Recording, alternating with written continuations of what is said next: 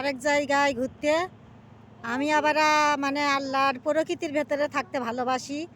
আর আল্লাহর গাছগাছালি প্রকৃতি এর ভেতরে আছে পরম শান্তি এবং সুখ এবং কি সকল রোগের নিরাময় হলো আল্লাহর প্রকৃতি। তা দেখেন কত সুন্দর দেখতে, খুব ভালো লাগছে।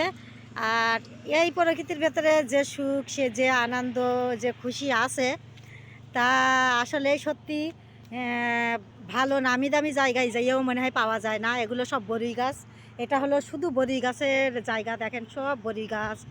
আর এখানে আছে ভুট্টা গাছ, এই সব ভুট্টা, মানে সৌন্দর্য শেষ নেই।